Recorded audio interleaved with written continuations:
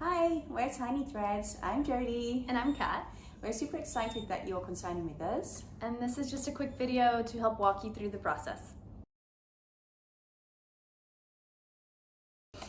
So let's talk about the curating part, because picking your items, that's one of the most important and the first steps that you go through. So here's a list of all the things that we do and don't accept.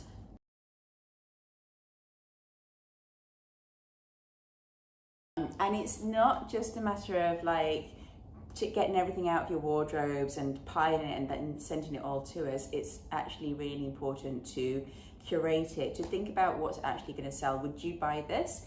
Is it misshapen? Does it have marks on it? Is it a good brand but it's still a bit kind of faded? But it's really important. We really want this to sell just as much as you do.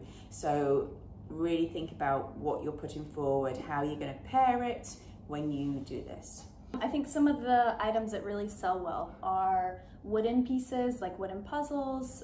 Those are really nice. Puzzles. What else are some of the books are great items to sell. Yeah. If they have all of their pages, we don't, the ones that are torn and have pages missing, those obviously are not going to sell. So I think the important question when you're going through, is this something I would buy for my child? Yeah, and I think it goes the same with toys as well. If they've got batteries, just to make sure the batteries are in there and it's working. Right.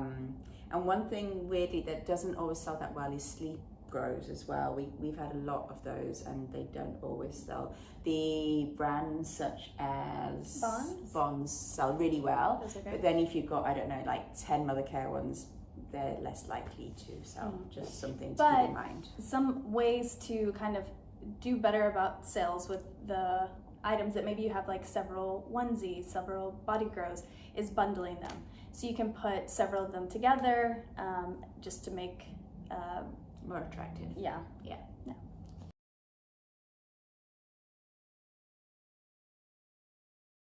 So after you've curated all your items, it's really important that you clean and wipe down everything ready for drop off.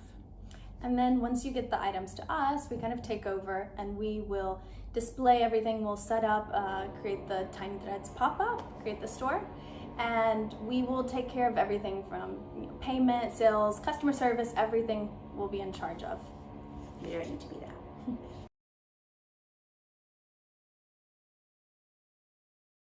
So let's chat about the payouts and unsold items and when to pick up everything. Yeah, so when you register, you will have said whether you want to pick up or donate.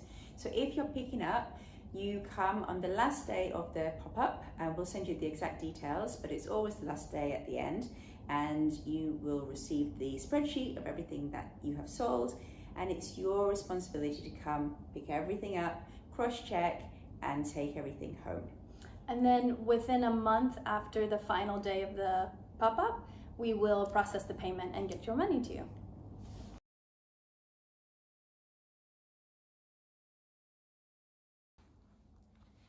So now we've talked a little bit about the process. We want to give you some advice from some of our previous consigners, things that we've heard, and just want to chat about. So we're just going to read them out to start with and then chat it through a little bit. So the first one was, I was surprised at how much stuff came back. Realistically, 50 to 75% can come back unless you choose the donation option. So this is the case. So I guess we're saying this just to manage your expectations that, we don't know what's going to sell. Like we've been saying, we really try and make everything sell as much as possible, but we don't know what's going to sell. So just, be prepared that it could come back. Yeah, and I think some things to think about are like seasonal clothes, coats, winter items, something that has Santa Claus on it. If we're having a pop-up in February, March, that may not sell then.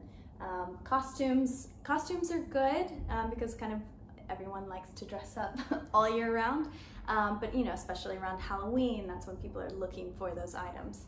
Yeah.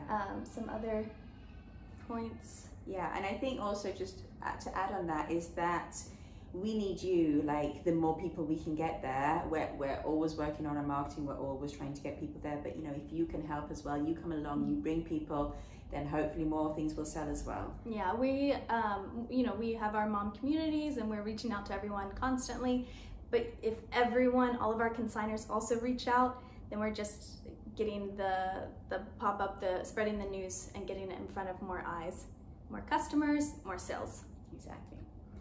All right. Another one, 2 questions I always ask myself while going through my items. Would I buy this?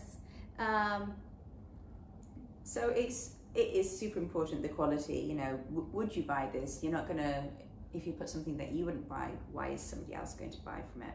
But also we want to talk to you about, it's kind of a little bit of a numbers game versus quality. It's quite a fine line kind of thing. Like if you have got 50 really good pieces, then that might sell better than 150 not so good pieces. But it's really about curating and getting your good pieces out, but also sometimes kind of more is obviously gonna give you more money, more options, but not just for the sake of putting pieces in. Right.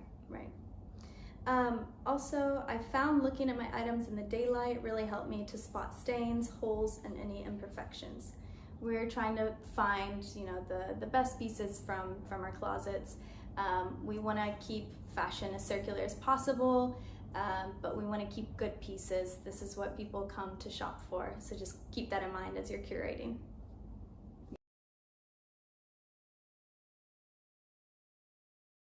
One last thing before we sign off, we want to let you know that we are here to help you along the process. If you have any questions, don't hesitate to reach out. We are here to help, and we'll get back to you as soon as our working mom lives allow. Yeah, thank you again. We can't wait to see you.